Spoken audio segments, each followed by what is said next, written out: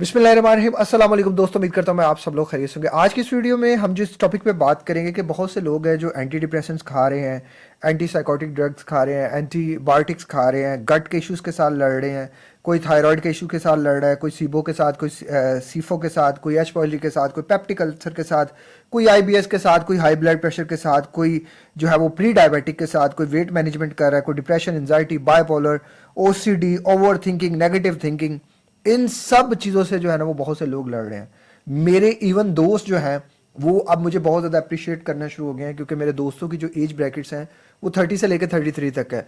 और इसी एज में जब हम पहले थे, मैं छोटा था, तो हम सब जब छोटे छोटे थे 16 17 18 साल के, तो मैं उस टाइम पे भी जो बातें उनसे करता था ना, मेरी बातें बहुत ज़्यादा बड़ी होती थी, बड़ी दूरअंदेश होती थी। उसकी रीज़न ये थी कि मेरे केस में मेरे फादर नहीं थे, फादर छोटी एज में फोत हो गए, 7 साढ़े 7 साल की उम्र में। तो मैं उन लोगों से वो चीज़ें देखता था वो जो 10 साल बाद उनको नजर आनी थी। तो मैं जब वो बातें करता था तो मेरा अक्सर जो है ना वो मजाक उड़ाते थे। अब जब मैं अपने दोस्तों के साथ बाहर जाता था, मैं उन्हें कहता था यार फास्ट फूड फायदे के लिए नहीं होता, ये नुकसान करता है। ये आज से जो है वो 7 8 साल पहले। तो जब मैंने फास्ट फूड के बारे में पढ़ा, ये चीज़ों के बारे में पढ़ा, तो मैंने उनको समझाया, लेकिन उनकी समझ में ये बात नहीं आई। फिर अब कुछ ऐसा हुआ है कि मेरे कुछ दोस्त हैं, कुछ उनमें से प्री डायबिटिक की तरफ चले गए हैं, और कुछ जो है वो उनको बहुत ज़्यादा गट के इश्यूज आ रहे हैं, और कुछ जो है जिनको जो है ना डिप्रेशन हुआ है। तो अब मुझे उनको मेरी बातें याद आती हैं, और वो लोग मुझे कॉल करते हैं, वो लोग मुझे जो है वो मैसेज करते हैं और मुझसे पूछते हैं कि वाकई यार तूने जो बातें हमें पहले बताई थी, हमने वो बातें जो है ना वो तेरी सुनी नहीं, अब हमें बता के वो चीज़ें कौन सी हैं। आज मैं आपको इस वीडियो में वो चीज़ें बताऊंगा जो चीज़ें मैंने हमेशा अपने दोस्तों के साथ भी शेयर की, आपके साथ भी शेयर करता रहता हूं। और मैं समझता हूं कि ये वो चंद चीज़ें हैं, अगर आप चंद चीज़ें कर लें तो आप पूरी ज़िंदगी इंशाल्लाह अजीज़ ना तो अल्लाह ताला आपसे नाराज़ होंगे, और ना तो जो है वो दुनिया में आपको इंशाल्लाह कोई किसी तरह की प्रॉब्लम आएगी। मासिवा ये कि दुनियावी तौर पर कुदरती आफत तो आती रहती है, वो तो उसका तो नहीं हो सकता। लेकिन अगर आप फिट रहना चाहते हैं, अगर आप अपनी ज़िंदगी को भरपूर तरीके से एंजॉय करना चाहते हैं, अगर आप बीमारियों से बचना चाहते हैं, आप याद रखें कि मैंने गट के बहुत से इश्यूज को डिस्कस किया, गट की बहुत सी प्रॉब्लम्स को डिस्कस किया।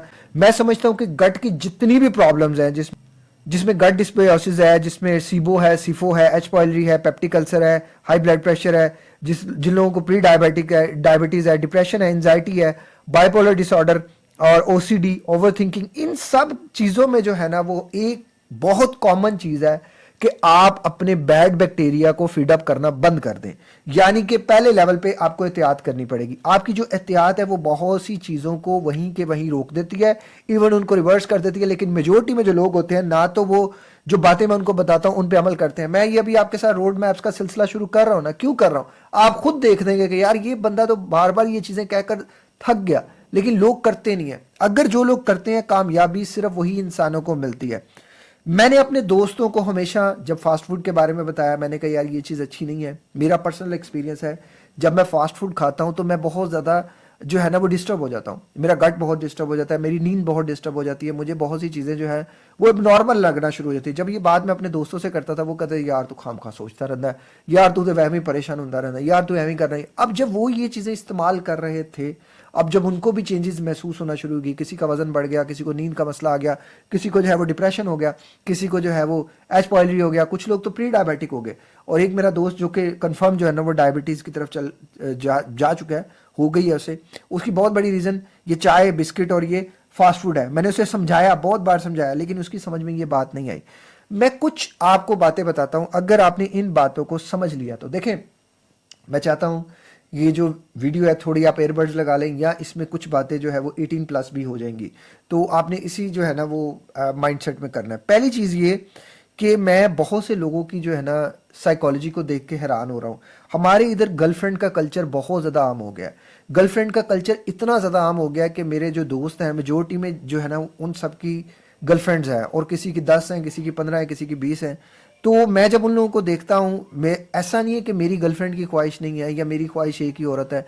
मैं तो समझता हूँ कि मेरी वाइफ ने खुद कई दफ़ा कहा है कि अगर मैंने उसे कहा ना मैंने दूसरी शादी करनी है, तो मैं दूसरी शादी के लिए ये वो, तो उसने कहा कि आप तो 500 शादियां भी कर लेंगे तो आपकी ख्वाहिश नहीं पूरी होगी। तो जो लोग ये मुझे मैं आपको यहाँ बताता चलूँ कि जो लोग ये होते हैं ना इस तरह के, जिनका जो फील्ड होती है वो पढ़ाई होती है, जिनका फील्ड होता है रिसर्च होती है, इनके अंदर ख्वाहिश ज़्यादा होती है। मेरे दोस्त हैं वो बैठ के बातें कर रहे होते हैं, हमारे पास 10 गर्लफ्रेंड्स हैं, हमारे पास 20 गर्लफ्रेंड्स हैं, हमारे पास 30 गर्लफ्रेंड्स हैं। मैं इन लोगों को बहुत पहले का जानता हूँ, बट मैं इनके सारी आपको ये सारी चीज़ें बताता हूँ कि ये टाइम टू टाइम कैसे डिप्रेशन की तरफ जा रहे हैं। ऐसा नहीं कि मैं गर्लफ्रेंड नहीं बना सकता, ये मेरी ख्वाहिश नहीं है। आप बेहतर जानते हैं कि मैं अगर बनाने पे आऊँ तो कितनी बना सकता हूँ, और अपने सब दोस्तों से शायद मैं ज़्यादा ही बना सकता हूँ। लेकिन मेरे अंदर अल्लाह का डर है, मुझे पता है कि मर के हमने अल्लाह को जवाब देना है। अब ये जो लोग गर्लफ्रेंड सिस्टम बना रहे हैं, ये क्या कर रहे हैं, ये जो है ना वो टॉक्सिक किस्म का डोपामिन अपने अंदर इंजेक्ट कर रहे हैं। ये इतने ज़्यादा एडिक्टेड हो गए हैं। इवन मेरा एक दोस्त है, उसने इतना ज़्यादा हराम किया है, इतना ज़्यादा गुनाह किया है, और वो ये तब से कर रहा है जब हम लोग फर्स्ट ईयर से थे।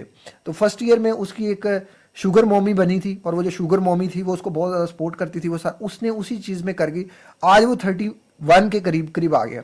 और जब मैं उसको देखता हूँ तो वो जब ये हराम काम नहीं करता, गलत काम नहीं करता, 3 से 4 से 5 दिन ना उसको नींद आती है, ना उसको भूख लगती है, ना उसको जो है वो कोई सुकून आता है। ये बातें उसने मुझे खुद बताई हैं कि यार मैं इतना गुनाह का एडिक्टेड हो गया हूँ।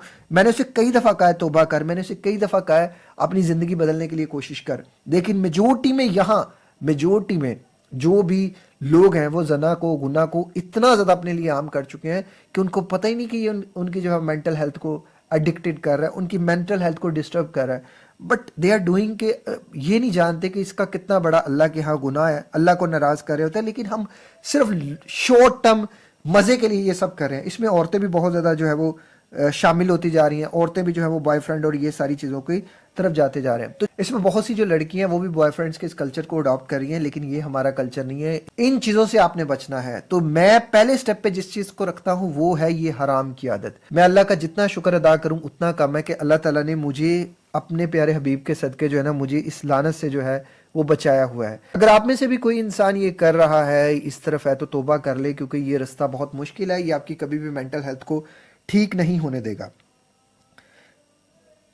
दूसरी चीज़ मेरी और मेरे दोस्तों में जो है, मैंने जैसे पहले बताया, मैंने इनको हमेशा मना किया कि यार आप फास्ट फूड जो है ना, ये जो फ्रिक्वेंटली आप खाते हो, आप रोज़ रात को फास्ट फूड खाते हो, ये बंद कर दो।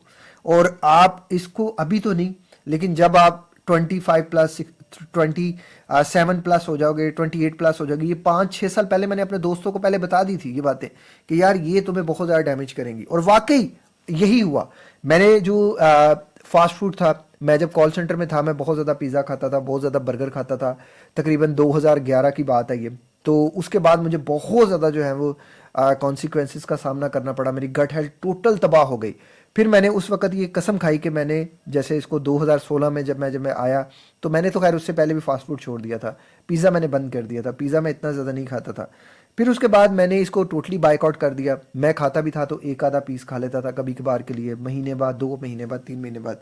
और जब मैंने ये छोड़ा फास्ट फूड, पिज़्ज़ा, ये सब, ये जब मैंने बाहर के खाने बंद किए ना, मैंने देखा मेरी ज़िंदगी बहुत ज़्यादा आसान हो गई, मेरी ज़िंदगी बहुत ज़्यादा बदल गई।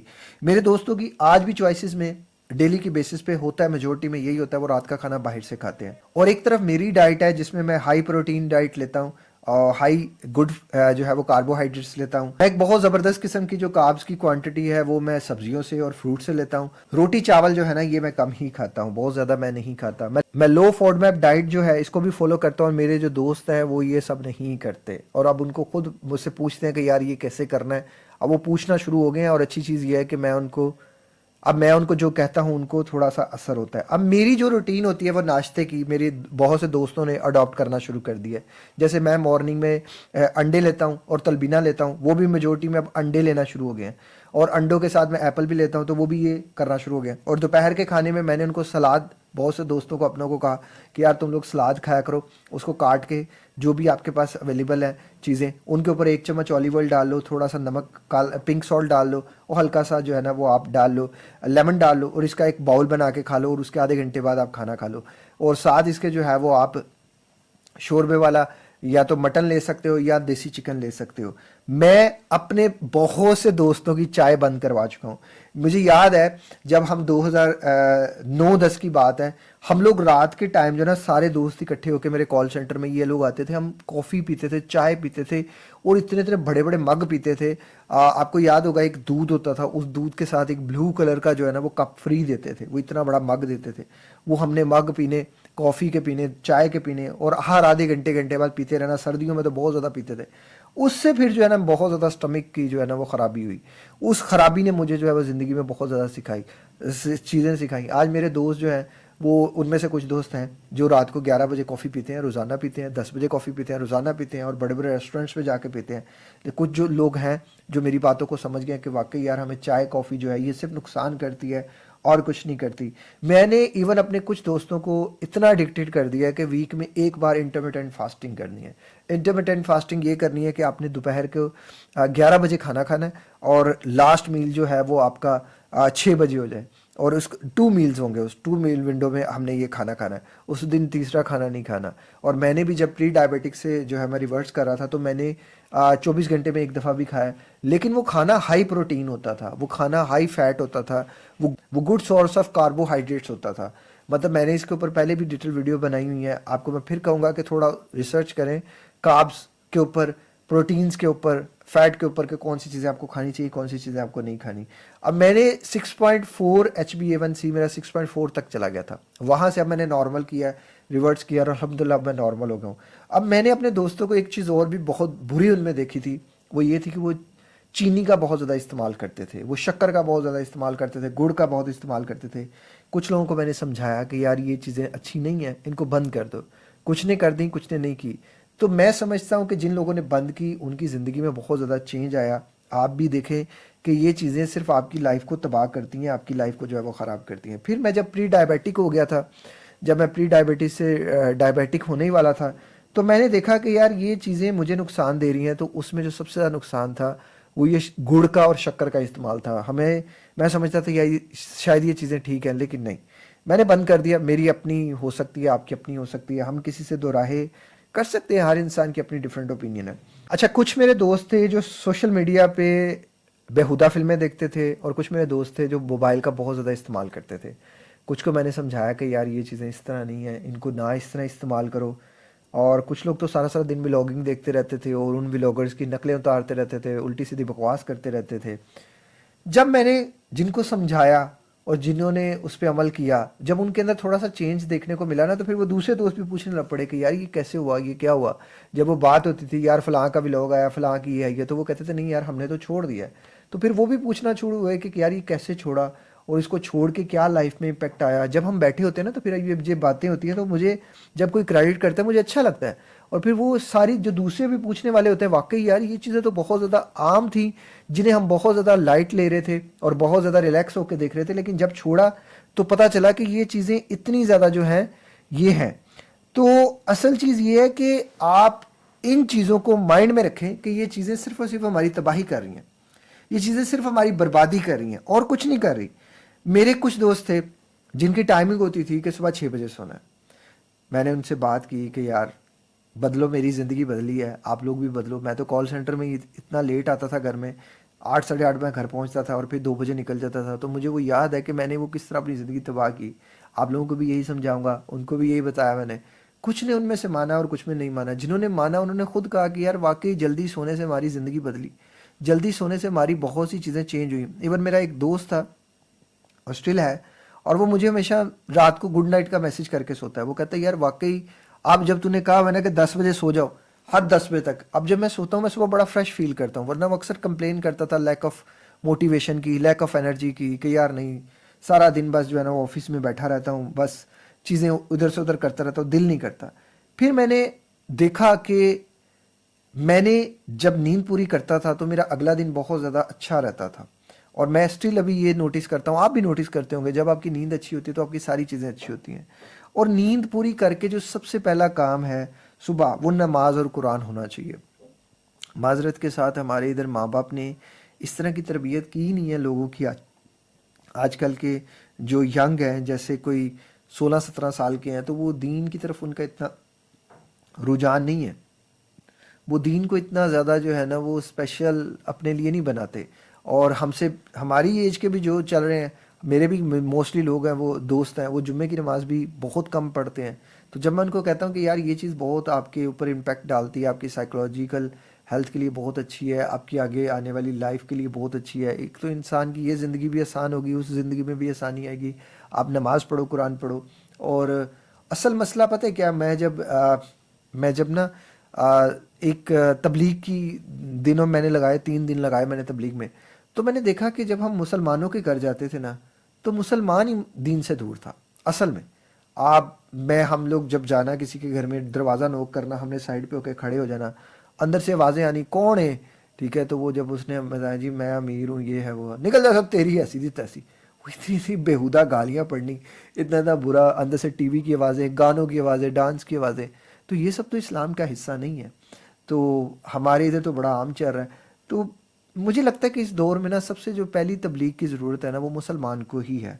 फिर नमाज और कुरान के बाद जब मैंने नोटिस किया कि स्लो वॉक मॉर्निंग में मुझे बहुत ज़्यादा इम्पैक्ट डालती है। ये बातें मैं अपने दोस्तों को बताता हूँ, अभी भी बताता हूँ। अब करना ना करना किसी ने अपनी उस पर है ना, यही बातें मैं आपको भी बता रहा हूँ, करना ना करना आपने है। ये बातों ने मेरी ज़िंदगी बदली है।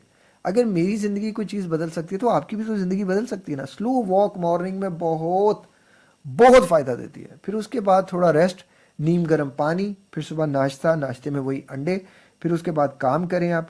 काम करने के बाद आप नोटिस ये करें कि आपने एक डाइट बुक ज़रूर बनाए। मैं हमेशा कहता हूँ यार डाइट बुक बनाओ, वक्त पे खाओ, नाश्ता वक्त पे करो, दोपहर का खाना वक्त पे खाओ, रात का खाना वक्त पे खाओ, और वक्त पर सो। ये चीज़ें आप लाजमन करो।